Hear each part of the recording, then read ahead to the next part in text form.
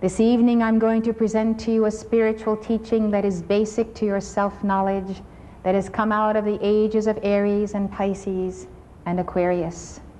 And this teaching regarding yourself is a universal teaching, a universal religion, if you will.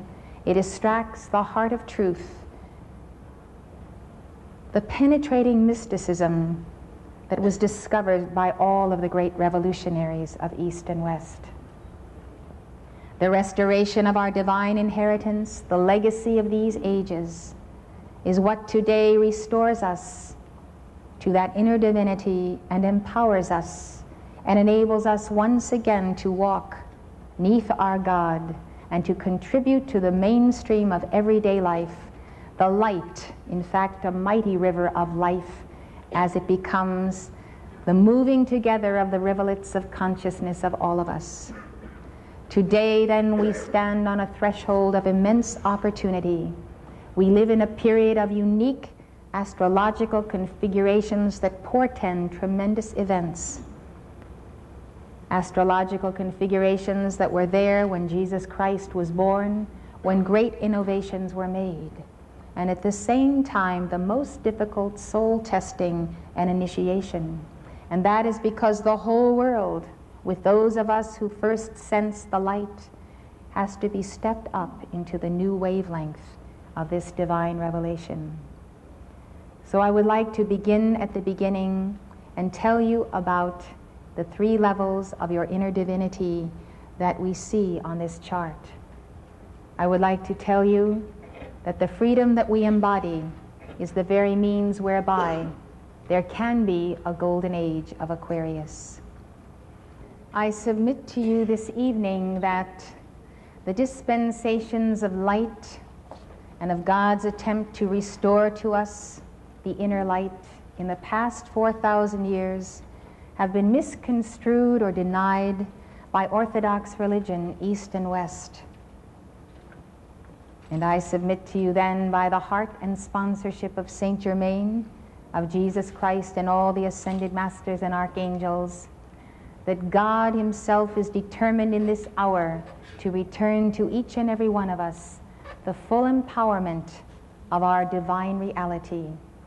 And if we take that and understand its science and run with it, we will see how immediately we can change the course not only of our lives, but of our entire planet. So I must begin at the beginning, and the beginning is the upper figure in this chart. This chart of the 3 bodies of man also represents the revelations of God in these 3 ages we're speaking of. It's very interesting that these 3 bodies of incarnation are actually taught in Buddhism as well.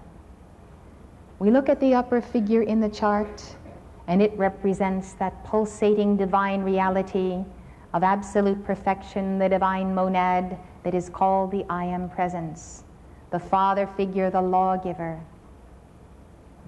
The revelation of one God as opposed to many gods came through Akhenaten, the pharaoh of Egypt 33 centuries ago. He brought to us an awareness of God as the sun Aton. He drew the rays coming from the sun, ending in hands, signifying that there is one God, but many manifestations in form, and that we are extensions of that one. Moses identified the one God when he saw a bush that burned but was not consumed.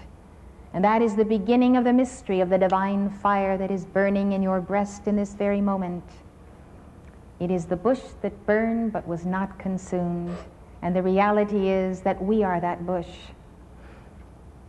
We are that physical vessel. The vessel may be temporal and transient, but there is a spiritual fire that burns in it, that does not quench it, and that lives on after the bush has outlived its usefulness. It was the angel of the Lord who spoke to Moses out of the burning bush, and it was Archangel Michael. He came to announce to him his mission in that life, and his mission was to liberate the children of God out from under the tyranny of the Egyptian taskmasters. And so God tells him in the person of the archangel, go into Egypt and set my people free. Go in and tell them that I will deliver them through you. Moses is mortified. He says, they will never believe me. They will mock me. Who are you? Whom shall I say sent me unto them? What is thy name?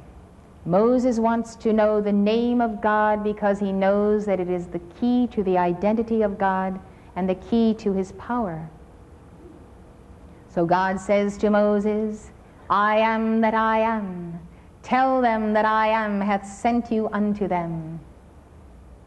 This is my name forever and my memorial to all generations.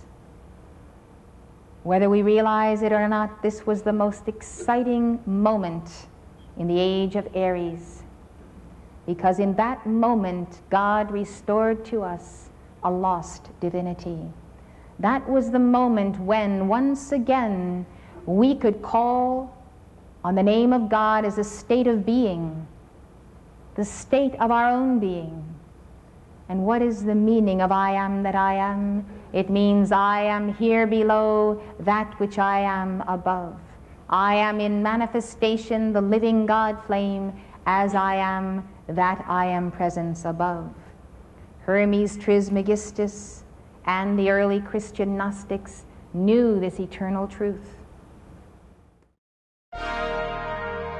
The preceding lecture was given by Elizabeth Clare Prophet, world-renowned author and spiritual teacher.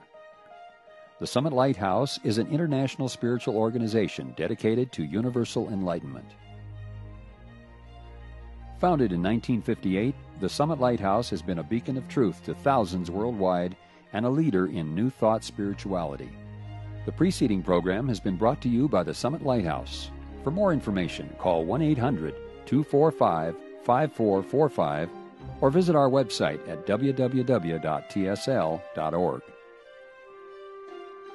Outside the USA, call 406-848-9500 or write to the Summit Lighthouse, 63 Summit Way, Gardner, Montana, 59030 USA.